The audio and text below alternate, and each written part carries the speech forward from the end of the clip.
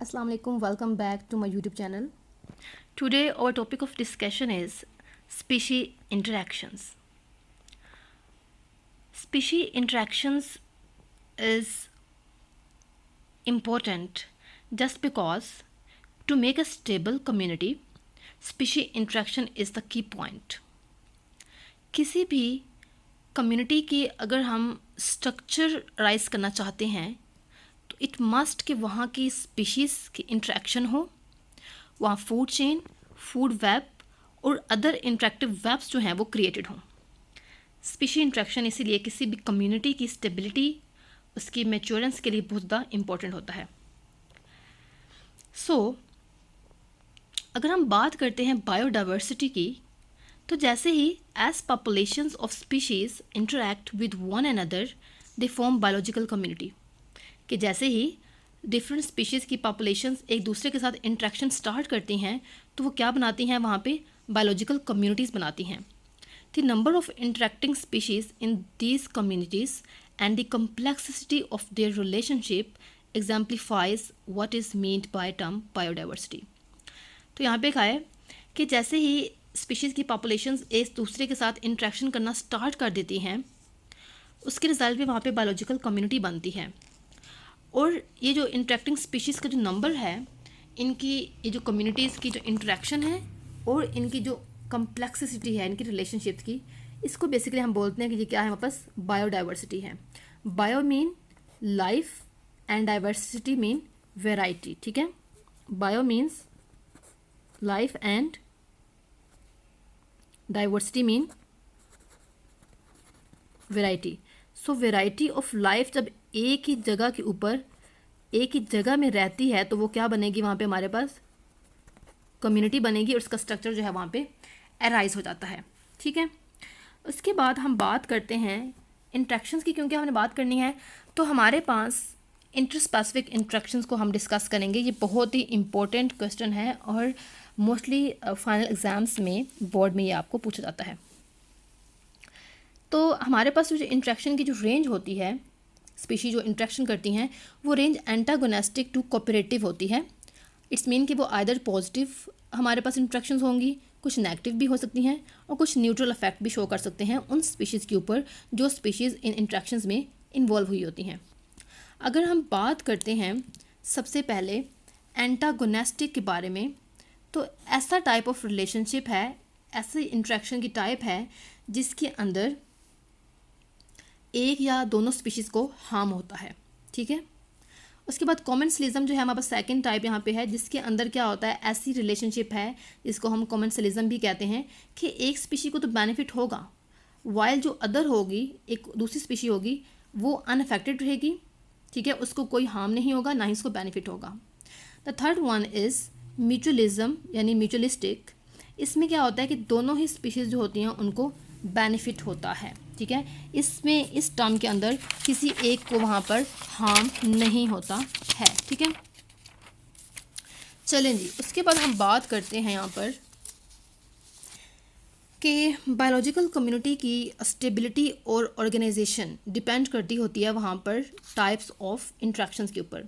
जिस टाइप का इंट्रैक्शन होगा उसी टाइप की वहाँ पर बायोलॉजिकल कम्युनिटी की स्टेबिलिटी होगी और ऑर्गेनाइजेशन होती है. अब यहाँ पे है कि क्या ऐसा होता है कि अगर दो स्पीशीज़ के बिटवीन कोई इंट्रैक्शन है, लाइक उनके बिटवीन अगर कॉमेंसलिज्म है, तो वो स्टैटिक नहीं है, वो हमेशा के लिए वो नहीं रहेगा, बल्कि क्या होता है, they are a part of ongoing process of the evolution of interactions. It's mean कि वो जो रिलेशनशिप है, वो जो इंटरेक्शन होता है उन दो स्पीशीज़ के बिटवीन स्पीशीज़, वो शिफ्ट करता रहता है from antagonism to commensalism to mutualism. कि वो हमेशा दो स्पीशीज़ के दरमियान एक रिलेशनशिप नहीं रहता, बल्कि with the passage of time वो चेंज होता रहता है, जिसके रिजल्ट में एक बायोलॉजिकल कम्युनिटी जो होती है उसकी ऑर्गेनाइजेशन होती है. और वो कभी भी हम कहते हैं कि वो फिक्स नहीं होती है. क्यों? क्योंकि वो इंट्रैक्शंस जो हैं वो बदलते रहते हैं, चेंज होते रहते हैं. ठीक है, हम बात करेंगे स्पीशी इंट्रैक्शंस के बारे में. तो 4 मेजर टाइप्स हैं हमारे पास इंट्रैक्शंस की. The first one is antagonism, the second one is competition, third one is mutualism and the fourth and the final is commensalism. हम जो है सबसे पहले बात करेंगे मैं आपको स्केच दिखा देती हूँ यहाँ पे स्पीशीज इंटरेक्शन का। एंटागोनिज्म फर्दर डिवाइड हो रहा है प्रीडेशन, ग्रेजिंग एंड पैरासिटिज्म में। Second one is commensalism, the third one is mutualism and the fourth one is competition. So let me tell you about antagonism. Antagonism आपने tension नहीं लेनी कि ये tough जो है पैराग्राफ शो हो रहे हैं, नो, इट्स वेरी इजी, क्योंकि आपने सिर्फ इस चीज़ को अंडरस्टैंड करना होता है, उसके बाद लिखना तो आपने अपने वर्ड्स में होता है।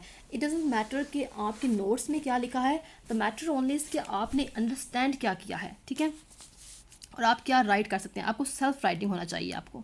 तो एंटागोनिज्म क्या होती है कि ऐसी टाइप ऑफ इंटरेक्शन है जिसके अंदर एक स्पीशी को बेनिफिट होता है और एक स्पीशी को हार्म होता है, ठीक है। अगर मैं इसको सिंपली आपको बताऊं तो यहाँ पे देखें, it is a kind of host और प्री दैट स्पीशीज अटैक, कि जैसे कार्निवोर्स अटैक करते हैं एनिमल्स के ऊपर, इसमें कार्निवोर्स को बेनिफिट हो रहा है और दूसरे एनिमल को हार्म है। हर्बीवोर्स अटैक करते हैं प्लांट्स के ऊपर, यहाँ प्लांट्स को हार्म है लेकिन हर्बीवोर्स को बेनिफिट हो रहा है।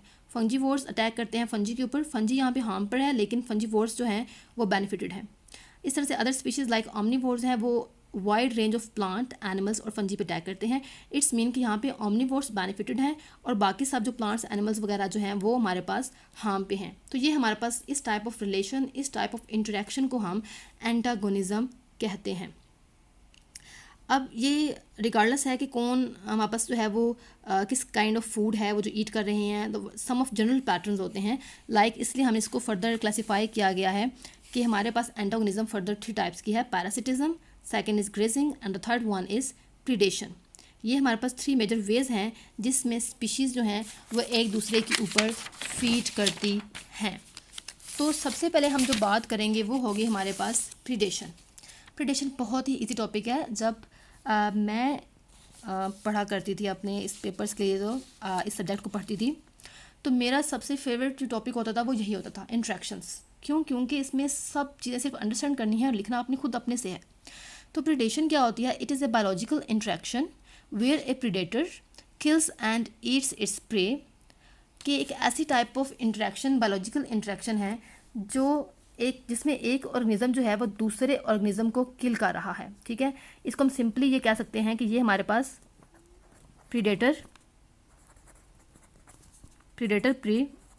प्रे इंट्रैक्शन है, ठीक है। अगर हम इसको सिंपली डिफाइन करें तो हम इसे कह देते हैं कि predator prey interaction is called as predation. Predator हमला करने वाला शिकारी और प्रे जो है जिस पर शिकार किया जा रहा है उसको बोलेंगे प्रे। तो इन दोनों का जो इंट्रैक्शन होता है उसको हम बोलते हैं कि हमारे पास प्रेडेशन है। अब इसमें हमने स्पेशलाइजेशन क्या है इसके अंदर, प्रेडेशन के अंदर, कि मोस्टली प्रेडेटर्स जो होते हैं वो एक स्पीशी के ऊपर अटैक नहीं करते, मोर देन वन स्पीशी के ऊपर अटैक करते हैं। हाउएवर कुछ स्पीशीज ऐसी होती हैं जो सिर्फ फ्यू प्रे स्पीशीज के ऊपर अटैक करती हैं।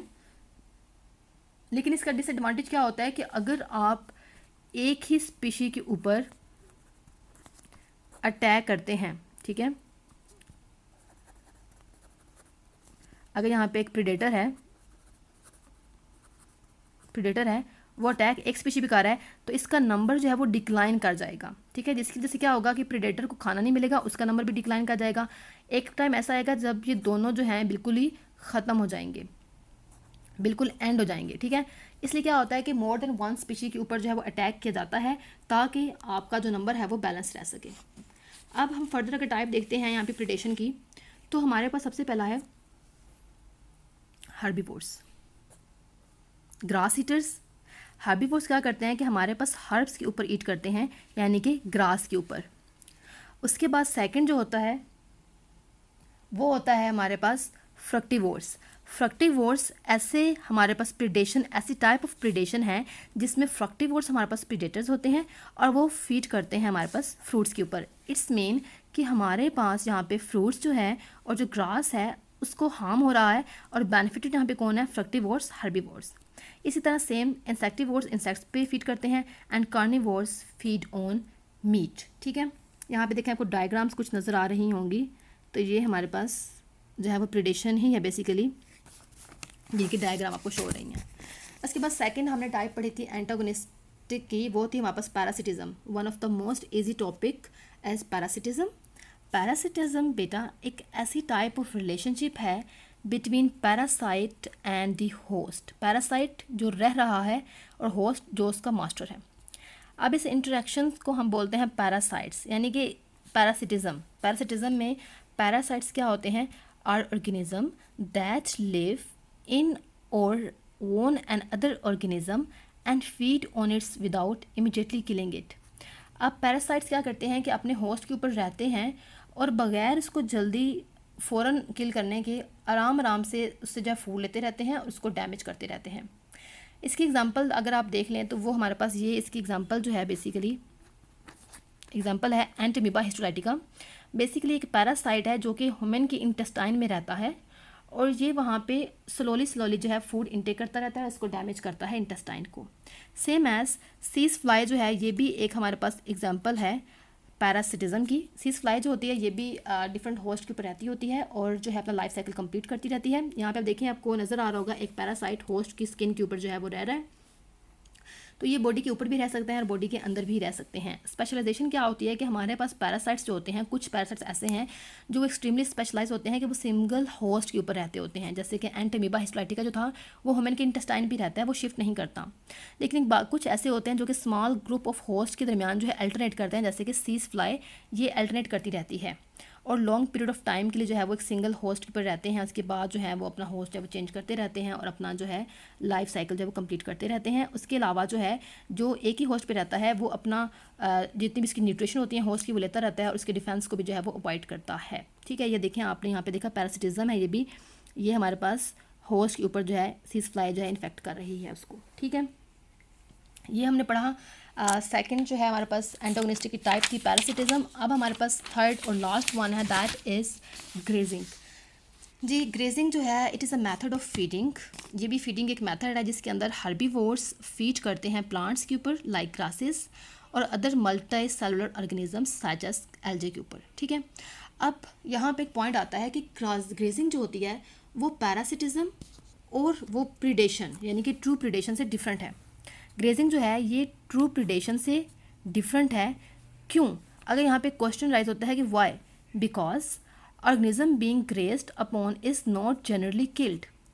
अब क्यों? इसमें ये रीज़न दी है, यहाँ पे कोई डायग्राम शो रही होगी। यहाँ पे देखें कि ये हमारे पास एक क्रॉप है, ग्रास है, यहाँ पे काउस और गोट्स जो हैं वो फीड कर रही हैं। तो यहाँ पे जो ग्रास सपोज है वो हमारे पास कम्प्लीटली ख़त्म नहीं हो रहा, उसको किल नहीं किया जा रहा। प्रीडेशन में क्या था कि प्रीडेटर ने अपने प्रे को मुकम्मल तौर पे मार दिया था, लेकिन इसमें सिर्फ गाय वगैरह क्या करती हैं कि ऊपर से ये चारा जो है खा लेंगी, दरमियान नीचे जो इसकी जड़ होती है वो रह जाती है। इसका मतलब है ये बिल्कुल कंप्लीट किलिंग नहीं हो रही है बल्कि हाफ किल करते हैं उनको। उसी तरह इसलिए हम कहते हैं कि ग्रेजिंग जो है वो ट्रू प्रीडेशन से डिफरेंट है। सेम एज ग्रेजिंग जो है वो पैरासिटिज्म से भी डिफरेंट है। क्यों? Because as the two organisms live together in a constant state of physical externity। क्योंकि हमने कहा था कि पैरासिटिज्म के अंदर जो दो ऑर्गेनिज्म हैं, जो हमारे पास पैरासाइट था, ठीक है, और जो उसका हमारे पास होस्ट था, वो हमारे पास एक फिजिकल एक्सटर्निटी के अंदर कांस्टेंट स्टेट यानी कि एक साथ पक्के रहते हैं। ठीक है, कुछ टाइम के लिए। जैसे मैंने कहा था सीज फ्लाई होस्ट के ऊपर आती है या फिर एंटीमीबा हिस्टोलाइटिका जो है वो आपकी बॉडी के अंदर रह रहा है। लेकिन ग्रेजिंग में देखें क्या होता है कि एक काऊ जो है वो फीड करती है और फिर बस चली जाती है, थोड़ी सी देर के लिए आप वो सिर्फ फीड करती है, तो फिजिकल एक्सटर्निटी जो है वो प्रेजेंट जो है वो कांस्टेंट नहीं है। तो इट्स मीन कि ग्रेजिंग जो है वो पैरासिटिज्म से भी डिफरेंट है। ठीक है,